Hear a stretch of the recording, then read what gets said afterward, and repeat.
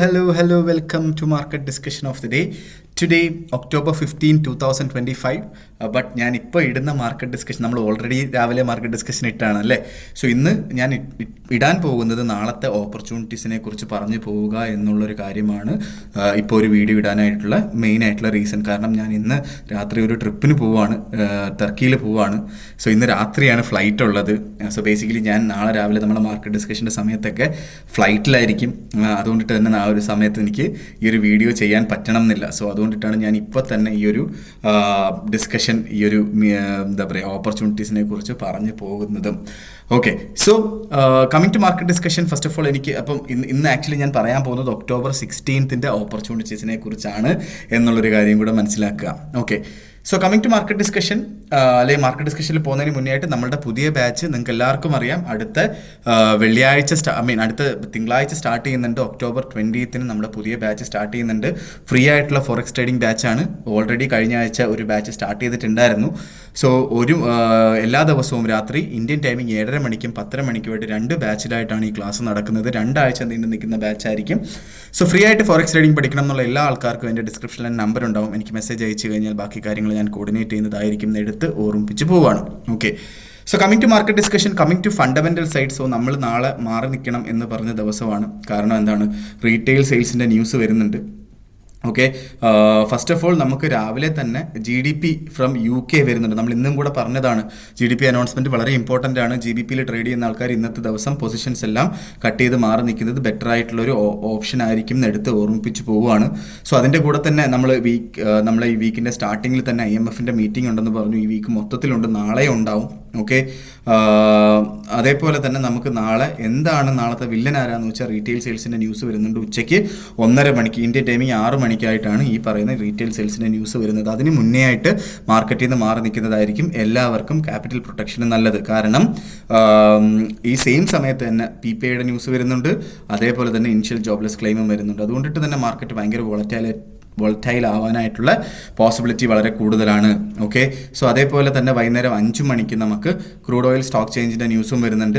Okay, ECB president ലഗാർഡിൻ്റെ സ്പീച്ചും വരുന്നുണ്ട് വൈകുന്നേരം 5 മണിക്ക്. സോ ബേസിക്കലി യൂറോയിൽ ട്രേഡ് ചെയ്യുന്ന ആൾക്കാർ വൈകുന്നേരം 5 മണിക്ക് മാറി നിൽക്കുക. മാറി നിൽക്കണം എന്നില്ല, ബേസിക്കലി അതൊന്ന് ശ്രദ്ധിച്ചിരിക്കുക എന്നുള്ളത് മാത്രമാണ്. ഓക്കെ, സോ നാളെ മറ്റന്നാൾ ഫ്രൈഡേ എനിക്ക് മിക്കവാറും മാർക്കറ്റ് ഡിസ്കഷൻ ചെയ്യാനായിട്ട് സാധിക്കില്ല. കാരണം ആ ഒരു സമയം എനിക്ക് ചെയ്യാൻ പറ്റുമെന്ന് യാതൊരു ഉറപ്പുമില്ല. ഓക്കെ, അതുകൊണ്ടിട്ട് തന്നെ ഫ്രൈഡേയിൽ ഉള്ള എന്താ പറയുക ഫണ്ടമെന്റൽസിനെ കുറിച്ച് ഞാൻ പറഞ്ഞു പോവാം.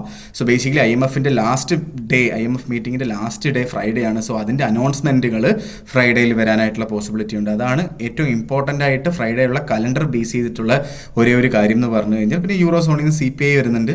ഓക്കെ, സോ ടെക്നിക്കൽ ഡേ ആയിട്ട് കൺസിഡർ ചെയ്ത് മുന്നോട്ട് പോവുകയും ചെയ്യാം. എന്തെങ്കിലും അനൗൺസ്മെൻറ്റ് IMFൻ്റെ മീറ്റിംഗ് പ്രകാരം വന്നു കഴിഞ്ഞാൽ ഉറപ്പായിട്ടും അത് മാർക്കറ്റിനെ അഫക്റ്റ് ചെയ്യും എന്നുള്ളൊരു കാര്യം കൂടെ ഞാൻ എടുത്ത് ഓർമ്മിപ്പിച്ച് പോവുകയാണ്. ഓക്കെ, സോ നമുക്ക് നേരെ നമ്മളുടെ ടെക്നിക്കൽ സൈഡിലോട്ട് നമുക്ക് പോകുമ്പോൾ ടെക്നിക്കൽ സൈഡിൽ ബേസിക്കലി നമ്മൾ ഫസ്റ്റ് ഓഫ് ഓൾ എന്താണ് നമ്മുടെ JPY അല്ലേ, JPY ആണ് നമ്മൾ എല്ലാ ദിവസവും ഫസ്റ്റിലേ പറയുന്നത്. സോ JPYയിലോട്ട് തന്നെ പോവാം. JPY 151.684. 2 ഓപ്പർച്യൂണിറ്റി ആണുള്ളത്. ഇന്ന് മാർക്കറ്റ് ക്ലോസ് ആവുന്നത് 152 മുകളിലാണ്. നാളെ രാവിലെ ഇന്ത്യൻ ടൈമിംഗ് 7:30 മണിക്ക് 152 മുകളിലാണ് എങ്കിൽ നമുക്ക് അവിടുന്ന് ബൈ ചെയ്ത് മുന്നോട്ട് പോകാം. 151.40 താഴെ സ്റ്റോപ്പ് ലോസ് വെക്കണം. നേരെ മറിച്ച് താഴെ നമുക്ക് കിട്ടിയാൽ 150 അടുത്തൊക്കെ കിട്ടിക്കഴിഞ്ഞാൽ നമുക്ക് 150 അവിടുന്ന് ബൈ ചെയ്ത് മുന്നോട്ട് പോകാം. 149.40 താഴെ സ്റ്റോപ്പ് ലോസും വെക്കണം നിർബന്ധമായിട്ടും. ഈ 2 കാര്യങ്ങളും വെച്ചാൽ നമുക്ക് JPYയിൽ നല്ലൊരു ഓപ്പർച്യൂണിറ്റി ഉണ്ട് എന്നുള്ളൊരു കാര്യം മനസ്സിലാക്കാം. ഓക്കെ, നേരെ നമ്മളുടെ യൂറോയിലോട്ട് വരുമ്പോൾ യൂറോ 1.16158 നിൽക്കുന്നു. സോ ബേസിക്കലി യൂറോയിൽ നമുക്ക് ഇന്ന് മാർക്കറ്റ് ക്ലോസ് ചെയ്യുന്നത് 1.16 താഴെ വന്നില്ല. 1.16 മുകളിൽ തന്നെ ആണ് എങ്കിൽ നാളെ നമുക്ക് രാവിലെ ഇന്ത്യൻ ടൈമിംഗ് 7:30 മണിക്ക് വീണ്ടും 1.1600 അവിടെ നിന്നുള്ളൊരു ബൈ എൻട്രി എടുത്ത് മുന്നോട്ട് പോകാം. അതാണ് ഒരു പെർഫെക്റ്റ് ആയിട്ടുള്ള ഒരു എൻട്രി എന്ന് പറഞ്ഞു കഴിഞ്ഞാൽ. ഇല്ല, മാർക്കറ്റ് ഇന്ന് അവസാനിക്കുന്നത് 1.16 താഴെയാണ് എങ്കിൽ വെയിറ്റ് ചെയ്യുക. സെൽ ഓപ്പർച്യൂണിറ്റി ഇല്ല യൂറോയിൽ. 1.1500 വരെ വെയിറ്റ് ചെയ്ത് അവിടുന്ന് ബൈ ചെയ്യാം. ഇല്ലെങ്കിൽ ഇന്നലെയും മെനഞ്ഞാന്നും ഒക്കെ പോയ ലോ ഉണ്ടല്ലോ, എത്രയാണ് പോയത്? 1.1546 ആ റേഞ്ചിൽ 1.1500 അടുത്ത് നിന്നൊക്കെ നമുക്ക് ബൈ എടുത്ത് മുന്നോട്ട് പോവുകയും ചെയ്യാം. എന്താണ്? യൂറോയിൽ. ഓക്കെ, ഒരു 60 to 70 പിപ്സിൻ്റെ സ്റ്റോപ്പ് ലോസ് വെക്കണം, നിർബന്ധമായിട്ടും വെച്ച് പോവുകയും ചെയ്യണം. ഓക്കെ, നമ്മൾ നേരെ നമ്മളുടെ ജി ബി പിയിലോട്ട് വരുമ്പം ജി ബി പി 1.33374 നിൽക്കുന്നു. ഓക്കെ, സോ ബേസിക്കലി നമുക്ക് നേരത്തെ നമ്മൾ ഇന്നലെ പറഞ്ഞിട്ടുണ്ടായിരുന്നു 1.3250 മാർക്കറ്റ് എത്തിയിട്ടുണ്ടായിരുന്നു അല്ലേ. സോ 1.32 അല്ലെങ്കിൽ 1.3300 അവിടെ നേരത്തെ ബൈ ചെയ്യാൻ പറഞ്ഞിട്ടുള്ള ആൾക്കാർക്ക് സ്റ്റോപ്പ് ലോസ് വെക്കാൻ പറഞ്ഞത് 1.3350 താഴെയായിട്ടാണ്. ഓക്കെ, സോ ആ സ്റ്റോപ്പ് ലോസ് ഉറപ്പായിട്ടും അടിച്ചിട്ടുണ്ടാവില്ല. അപ്പോൾ എനിക്ക് പറയാനായിട്ടുള്ളത്, വീണ്ടും നമുക്ക് 1.3300 അവിടെ കിട്ടിയാൽ അവിടെ നിന്നുള്ള ബൈ എൻട്രി എടുക്കുക. 1.3240 താഴെ സ്റ്റോപ്പ് ലോസ് വെക്കുക, അല്ലെങ്കിൽ 1.3240 അവിടെ വെച്ചാലും തെറ്റില്ലാത്ത കാര്യമാണ് എന്നുള്ളൊരു കാര്യം ഞാൻ എടുത്ത് ഓർമ്മിപ്പിച്ചു പോവാണ്. ടേക്ക് പ്രോഫിറ്റ് നിങ്ങൾക്ക് ഇഷ്ടമുള്ള എടുക്കാം. ബേസിക്കലി ഞാൻ പറയുന്നത് 1:1.5 റേഷ്യോയിലെങ്കിലും ടേക്ക് പ്രോഫിറ്റ് വെക്കണം എന്നുള്ളൊരു കാര്യമാണ് എൻ്റെ റെക്കമെൻഡേഷൻ. ഓക്കെ, സോ നേരെ നമ്മൾ ഗോൾഡിലോട്ട് വരുമ്പം 4190 എന്ന് പറയുന്ന റേഞ്ചിൽ നിൽക്കുന്നു. ഗോൾഡ് എങ്ങോട്ട് എന്നുള്ളൊരു കാര്യം സത്യം പറഞ്ഞാൽ എനിക്ക് പിടിയൊന്നുമില്ല. നമുക്ക് നാളെ എന്തൊക്കെയാണ് ഓപ്പർച്യൂണിറ്റി? ഇന്ന് മാർക്കറ്റ് മുകളിലോട്ട് പോയപ്പം, ഹൈ പോയപ്പം 4218 വരെയാണ് മാർക്കറ്റ് പോയത്. ഓക്കെ, 4218. സോ ഇനി എങ്ങോട്ട് എന്നുള്ളൊരു ചോദ്യത്തിന് എനിക്കുള്ള ഉത്തരം, മാർക്കറ്റ് ഇന്ന് സസ്റ്റെയിൻ ചെയ്യുന്നുണ്ടോ ഇല്ലയോ എന്നുള്ള കാര്യം നോക്കണം. 4180 മുകളിൽ ഇന്ന് സസ്റ്റെയിൻ ചെയ്യുന്നുണ്ട്. നാളെ രാവിലെ 7:30 മണിക്കും സസ്റ്റെയിൻ 4180 മുകളിലാണ് എങ്കിൽ ബൈ. പക്ഷേ 4180 മുകളിൽ ഇന്ന് മാർക്കറ്റ് സസ്റ്റെയിൻ ചെയ്താൽ മാർക്കറ്റ് 4180 അടുത്തൊന്നും നാളെ രാവിലെ 7:30 മണിക്ക് കിട്ടണമെന്നില്ല. സോ വേണമെങ്കിൽ ഇന്ന് രാത്രി അവസാനിക്കുന്നത് 4180 മുകളിലാണ് എങ്കിൽ നമുക്ക് ഇന്ന് തന്നെ ചെറിയ ലോട്ട് സൈസ് നമുക്ക് ബൈ ചെയ്ത് മുന്നോട്ട് പോകാം.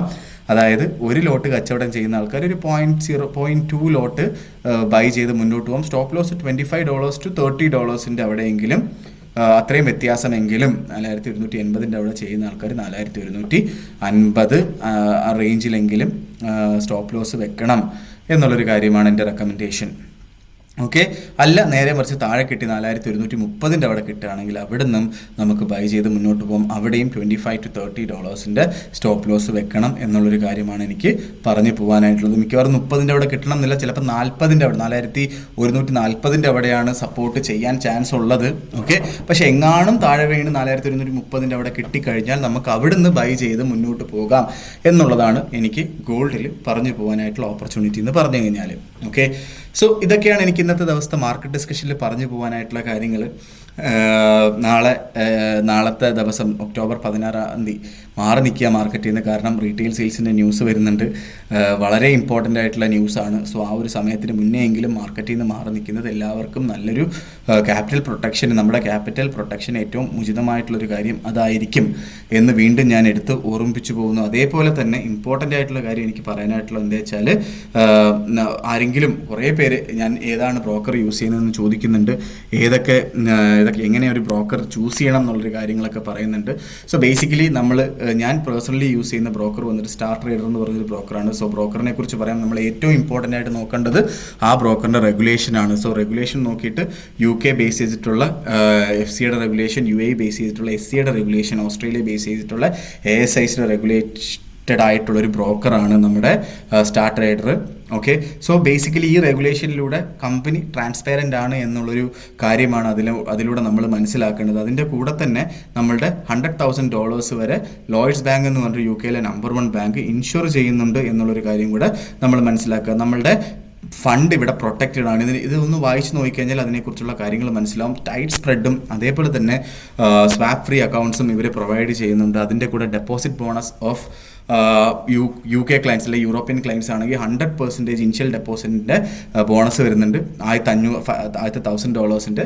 ബാക്കി സബ്സിക്വൻറ്റ് ഡെപ്പോസിറ്റ് എത്രയാണോ അതിൻ്റെ എല്ലാം 20% ബോണസും ഇവർ പ്രൊവൈഡ് ചെയ്യുന്നുണ്ട്. സോ ഇന്ത്യൻ ക്ലയൻസ് ആണെങ്കിൽ ഫസ്റ്റ് $500 50% ബോണസ് ആയിരിക്കും കിട്ടുന്നത്. സബ്സിക്വൻറ്റ് ഡെപ്പോസിറ്റിന് 20% ബോണസും ഇവർ പ്രൊവൈഡ് ചെയ്യുന്നുണ്ട്. സോ നിങ്ങൾ ആരെങ്കിലുമൊക്കെ എന്താ പറയുക പുതിയൊരു ബ്രോക്കർ നോക്കുന്നുണ്ട് എങ്കിൽ എൻ്റെ ഡിസ്ക്രിപ്ഷനിൽ സ്റ്റാർട്ട് ട്രേഡർ ലിങ്ക് കൊടുത്തിട്ടുണ്ട്. ആപ്പ് ത്രൂ രജിസ്റ്റർ ചെയ്യുകയാണെന്നുണ്ടെങ്കിൽ എൻ്റെ രജിസ്ട്രേഷൻ എൻ്റെ ഇൻവിറ്റേഷൻ കോഡും റെഫറൻസ് കോഡും കൊടുത്തിട്ടുണ്ട്. അത് ചെയ്തതിന് ശേഷം എന്നെ കോൺടാക്റ്റ് ചെയ്താൽ ഉറപ്പായിട്ടും എനിക്ക് പേഴ്സണലി നിങ്ങൾക്ക് തരാൻ പറ്റുന്ന ഓഫേഴ്സിനെ കുറിച്ച് നമുക്ക് ഡിസ്കസ് ചെയ്ത് പോവുകയും ചെയ്യാം എന്ന് പറഞ്ഞുകൊണ്ട് നാളത്തെ ദിവസത്തെ മാർക്കറ്റ് ഡിസ്കഷൻ ഞാൻ കൺക്ലൂഡ് ചെയ്യാണ്. മാർക്കറ്റ് ഡിസ്കഷനായിട്ട് നമ്മൾ മിക്കവാറും അടുത്ത ആഴ്ചയായിരിക്കും കാണുന്നത്. സോ അടുത്ത ആഴ്ച കാണുന്നത് വരെ ഗുഡ് ബൈ.